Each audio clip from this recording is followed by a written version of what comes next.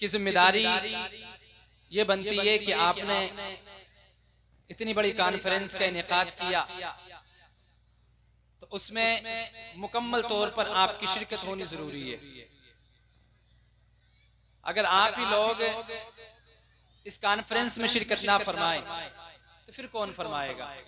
तो जो मेरे भाई अभी जलसगाह से बाहर हैं तो उनसे मुअद्दिबाना मुखलिसाना आजिजाना गुजारिश है कि वो बहुत जल्द जलसगाह में तशरीफ ले आएं और अपने अज़हान को उलमा इकराम के बयानात से मुनव्वर और रोशन फरमाएं।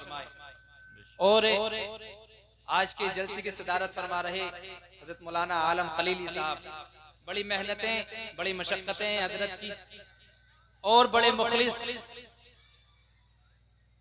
मुखलिस हैं और बहुत हत्तल इम्कान जहाँ तक मैं जानता हूँ कि जितना कौम का दर्द हजरत के अंदर है, अगर इतना दर्द तमाम अइम्मा हजरात के दिलों के अंदर हो जाए तो कुछ हद तक हमारे मुआशरे में सुधार पैदा हो जाए। बेशक हक है, बिल्कुल बहुत जितना दर्द आपके इमाम मौलाना आलम खलीली साहब के दिल के अंदर है कौम का, और कौम का दर्द हर किसी के दिल में नहीं होता है। कौम का दर्द उसी बंदे के दिल में होता है जिसका कनेक्शन मदीने वाले मुस्तफा से जुड़ा हुआ हो। बेशक। वरना हम देखते हैं कि कुछ ऐसे भी लोग हैं कि हमारे जैसे बनने के बाद इसी कौम को बर्बादी की दहलीज पर लाकर खड़ा कर रहा है। कुछ किसी नाम पर कौम को बर्बाद कर रहे हैं, कुछ सहाबा के नाम पर कौम को बर्बाद कर रहे हैं, कुछ अहले बैत के नाम पर कौम को बर्बाद कर रहे हैं, कुछ औलिया इकराम के नाम पर कौम को बर्बाद कर रहे हैं। लेकिन ये हमारी मुश्तरका खुशनसीबी है और हम बहुत मुक़द्दर के सिकंदर हैं कि हम मसलके आला हजरत मसलके अहले सुन्नत में रब तबारक व तआला ने हमें पैदा फरमाया कि हम सहाबा की भी ताज़ीम करते हैं, अहले बैत की ताज़ीम भी करते हैं और औलिया इकराम की ताज़ीम करते हैं। हम किसी के मुखालिफ नहीं है, हम मुखालिफ किसी के नहीं है, सहाबा के मुखालिफ नहीं है, अहले बैत अतहार के मुखालिफ नहीं है, औलिया इकराम के मुखालिफ नहीं है। और अगर इन तीनों में से किसी एक की भी अगर किसी ने मुखालिफत की तो उसका सिला बरोज़ क़यामत रब तबारक व तआला ज़रूर अता फरमाएगा। हम आज नबी अकरम सल्लल्लाहु अलैहि वसल्लम की मोहब्बत की आड़ में सहाबा को गाली दे रहे हैं, सहाबा की मोहब्बत की आड़ में अहले बैत को गाली दे रहे हैं, अहले बैत की मोहब्बत की आड़ में हम सहाबा को गाली दे रहे हैं और चंद वलियों के चक्कर में हम तमाम वलियों को गाली दे रहे हैं। बेशक। ये कहाँ का मजहब है? हमारा मजहब वो है कि हम सहाबा की ताज़ीम और तौक़ीर भी अपने माथे पर रखते हैं और अहले बैत की मोहब्बत भी अपने सीनों के अंदर रखते हैं। और अगर हमारे दिलों के अंदर अहले बैत की मोहब्बत है तो सहाबा की मोहब्बत जरूर है, और अहले बैत की मोहब्बत नहीं है तो सहाबा की मोहब्बत भी नहीं है। और जहां सहाबा की मोहब्बत नहीं है वहां अहले बैत की मोहब्बत नहीं है। आज दुनिया अहले बैत की मोहब्बत का दावा कर रही है, आज दुनिया अहले बैत की मोहब्बत का दावा कर रही है कि हम हुसैनी भी हैं, हसनी भी हैं और मौला अली को अपने सब कुछ मानते हैं। अगर मौला अली को सब कुछ माना होता तो फिर मौला अली का वो कौल ना भूलते कि सबसे पहला खलीफा अबू बकर है और दूसरा खलीफा उमर है, तीसरा खलीफा उस्मान है, चौथे खलीफा मौला अली है। बेशक। अगर हमने मौला अली की जात को पढ़ा होता, अगर हमने मौला अली की शान को जाना होता तो यकीन हमें यह होता कि अबू बकर सिद्दीक पहले खलीफा है, उमर फारूक दूसरे खलीफा है, उस्मान गनी तीसरे खलीफा है। ये कौन सी मोहब्बत है जो तरीका नबी ने दिया, जो शरीयत नबी ने दिया, आज हम छोड़कर गैरों की बातों पर ध्यान दे रहे हैं। ये कहाँ है हमारा मजहब, कहाँ है शरीयत, कहाँ है नबी की मोहब्बत, कहाँ है मजहब इस्लाम? वो मजहब इस्लाम जिस मजहब इस्लाम की पासबानी के लिए, जिस मजहब इस्लाम की बका के लिए नबी अलैहिस्सलातु व तस्लीम ने अपनी पूरी जिंदगी इस मजहब को सर्व कर दी। आज हम उसी मजहब के अंदर कमियां निकाल रहे हैं। बेशक। इसी मजहब के अंदर वो मजहब जो इतना पाकीज़ा मजहब कि इतना पाकीज़ा मजहब ना ही तो दुनिया के अंदर आया है ना ही बरोज़ क़यामत दुनिया के अंदर आ सकेगा। ये वो मजहब है जिस मजहब ने हर एक की ताज़ीम और तौक़ीर को अलग बयान किया है, हर एक की ताज़ीम को अलग बयान किया है कि सहाबा की ताज़ीम क्या होती है, अहले बैत की ताज़ीम क्या होती है, वलियों की ताज़ीम क्या होती है। तमाम की ताज़ीमों को इसी मजहब इस्लाम ने अलग अलग दर्जे अता फरमाए हैं। बेशक। और हमें मजहब इस्लाम को समझने के लिए सबसे पहले अगर किसी चीज की जरूरत पड़ेगी तो वो नबी अलैहिस्सलातु व तस्लीम की जिंदगी को पढ़ने की जरूरत है। आज जो कौम के अंदर बर्बादियां, आज कौम के जो हालात बिगड़े हुए हैं उसकी असल वजह यह है कि हमने अपने नबी की जिंदगी को पढ़ना छोड़ दिया है। हमने अपनी जिंदगी को पढ़ना छोड़ दिया। जहां कुरान ने फरमाया लक़द कान लकुम फी रसूलिल्लाहि उस्वतुन हसना, कि हमने तुम्हारे लिए नबी की जिंदगी को नमूना बना दिया है, हमने तुम्हारे लिए नबी की जिंदगी को आइडियल बना दिया है, हमने कहा छोड़ी नबी की जिंदगी। अगर आज हमने नबी की जिंदगी पढ़ी होती तो फिर कभी मुआशरे के अंदर फिरकाबाजी ना होती। बेशक। आज मुआशरे के अंदर जो हालात है, आज हम देखते नहीं है कि मुसलमानों पर कितने जुल्म सितम के पहाड़ टूटे जा रहे हैं। वरना तारीख याद करो प्यारे, हमारी तारीख है क्या? तारीख क्या है हमारी? हमारी तारीख में कोई बुज़दिल नहीं है, हमारी तारीखों में बहादुर इंसान है। आज हम क्यों पिट रहे हैं, क्यों मारे जा रहे हैं, क्यों काटे जा रहे हैं? उसकी असल वजह यह है कि हमने मजहब को और नबी अलैहिस्सलातु व तस्लीम की जात को छोड़ दिया है। आज हम मजहब के अंदर अपनी मनमानी कर रहे हैं। मजहब क्या कहता है हमसे, शरीयत क्या कहती है हमसे, किसी चीज की परवाह नहीं है। अगर परवाह है तो फकत अपनी जात की परवाह है, अपनी दौलत की परवाह है, अपने पैसे की परवाह है, अपनी इज्जत की परवाह है। और ऐसी इज्जतों का हम क्या करेंगे?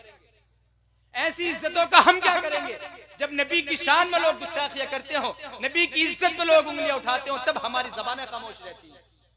कहां गई वो इज्जतें? और अगर हमें मुआशरे के अंदर तब्दीली लानी है तो फिर कुरान की इस आयत पर अमल करना होगा। कुल इन कुंतुम तुहिब्बूनल्लाह फत्तबिऊनी युहिब्बुकुमुल्लाह। क्या महबूब आप फरमा दीजिए कि अगर ये बंदे रब तबारक व तआला को दोस्त रखना चाहते हैं तो सबसे पहले इनके लिए जरूरी है तो वो नबी को दोस्त रखें, नबी को दोस्त रखें। अगर हम नबी को दोस्त रखेंगे तब जाके हमारे मुआशरे के अंदर सुधार पैदा होगा। नबी की मोहब्बत इस कदर लोगों के दिलों में आई कि लोगों ने, तन्हा मुसलमानों ने 700 साल पूरी दुनिया पर हुकूमत फरमाई है। तारीख ये है हमारी, तारीख ये है हमारी कि अगर तन्हा कहीं भी बहादुर, तन्हा कहीं भी मुसलमान अगर चला जाए तो किले के किले फतेह कर देता है। दश्त तो दश्त है, दरिया भी न छोड़े हमने, बहरे जुल्मात में दौड़ा दिए घोड़े हमने। तारीख ये है हमारी। लेकिन आज का मुसलमान, आज कौम की हालत, आज कौम की ये कंडीशन है कि आज कौम सिर्फ अपने ही मसाइल पर घिर के रह गई। आज ना ही तो हमारी कौम को नमाजों से कोई मतलब है, ना ही हमारी कौम को रोजे से कोई मतलब है, ना ही हमारी कौम को सदका ज़कात खैरात इन तमाम चीजों से कोई मतलब नहीं है। आज अगर मतलब है तो या तो फिर मस्जिद के इमाम से मतलब है या फिर चौराहे पर अपनी पंचायत से मतलब है। आज दौरे हाजिर में सबसे कमजोर अगर कोई जात है या जिसे समझा जाता है तो वह इमाम की जात है। इमाम की जात को हमने इतना कमजोर, इतना लागर बना दिया कि कुछ कहने नहीं है। वरना तो ये इमाम, ये वो इमाम है जिन्होंने मुसल्लों से हुकूमत फरमाई है। इमाम वो है जिसने मुसल्ले से हुकूमत फरमाई है। नबी ने पूरी दुनिया पर हुकूमत फरमाई, मजहब इस्लाम की दावत घर घर दी, कहां से? मुसल्ले से। अबू बकर ने दावत इस्लाम दी, कहां से? मुसल्ले से। हमारे फारूक ने पूरी दुनिया पर हुकूमत फरमाई, कहां से? मुसल्ले से। उस्मान गनी ने दावत दीन दी, कहां से? मुसल्ले से। मौला अली ने दावत दीन दिया, कहां से? मुसल्ले से। आज हमने मुसल्ले की अहमियत को खो दिया है। आज हमने मुसल्ले की अहमियत को खो दिया है। अगर मुसल्ले की अहमियत हमारे दिलों के अंदर बस जाए, हमारे दिमागों के अंदर बस जाए तो यकीन जाने मुआशरे में सुधार पैदा हो सकता है। अगर मुआशरे के अंदर सुधार पैदा करना चाहते हैं, सुधार लाना चाहते हैं तो जरूरी यह है कि नबी की जिंदगी को पढ़ें। और जिन जिन लोगों ने नबी की जिंदगी को पढ़ा है, जिन जिन लोगों ने नबी की जिंदगी को पढ़ा है, उन्होंने क्या किया? एक ईसाई, बहुत बड़ा ईसाइयों का आलिम, बहुत बड़ा बुजुर्ग, उसने किताब लिखी द 100। ईसाइयों के बहुत बड़े आलिम ने एक किताब लिखी द 100। ईसाई मानने वाला ईसा नबी अलैहिस्सलाम का है। ईसाई वो लोग हैं जो ईसा को मानते हैं, लेकिन जब किताब लिखी और किताब तैयार हो गई और फिर किताब जब मंजर आम पर आई, जब लोगों ने पढ़ा, उसे खोला, जब पढ़ा, उसके बाद में लोगों ने ईसाई पादरी से सवाल किया कि हैं ईसाई, आपने किताब लिखी, 100 लोगों के नाम लिखे, वो 100 लोग जो मशहूर है दुनिया के अंदर, लेकिन आपने इस किताब के शुरू में सबसे पहले नंबर पर अपने पैगंबर ईसा नबी अलैहिस्सलाम का नाम नहीं लिखा, हजरत लूत अलैहिस्सलाम का नाम नहीं लिखा, हूद अलैहिस्सलाम का नाम नहीं लिखा, यूनुस अलैहिस्सलाम का नाम नहीं लिखा, गर्ज के तमाम नबियों के नाम नहीं लिखे, लेकिन आखिर आपने मोहम्मद अरबी का नाम सर फहरिस्त पहले नंबर पर क्यों लिखा है? क्या बात है, बहुत मोहम्मद अरबी का नाम पहले नंबर पर क्यों लिखा है? मानने वाले ईसा के हैं तुम, ईसा का कलमा पढ़ने वाले हो, ईसा को मानने वाले हो, लेकिन नाम लिखा किताब के अंदर, द 100 के अंदर मोहम्मद अरबी सल्लल्लाहु अलैहि वसल्लम का। इसकी वजह क्या है?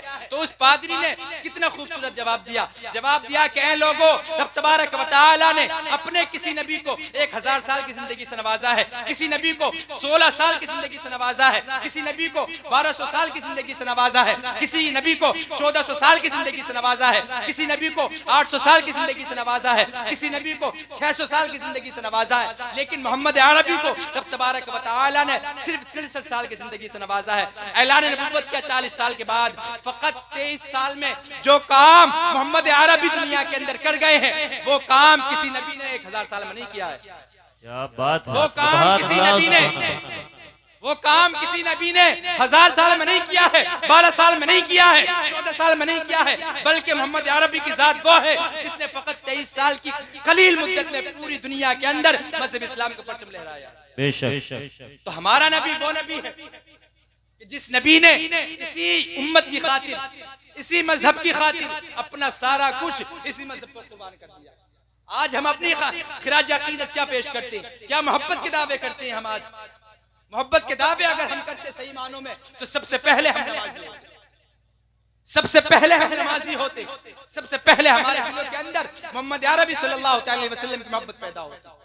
आज हम जबानों से नबी की मोहब्बत के दावे करते हैं, जबानों से नबी से प्यार के दावे करते हैं। अगर असल हकीकत में हमारे दिलों के अंदर मोहब्बत रसूल होती, अगर मोहम्मद अरबी सल्लल्लाहु अलैहि वसल्लम की मोहब्बत होती, तो आज जो हमारी मसाजिद वीरान है वो मसाजिद वीरान नहीं होती, बल्कि मसाजिद आबाद होती। जलसों में आने के, भीड़ इकट्ठा करने के, हजारों हजार का मजमा जमा करना ये कामयाबी नहीं है।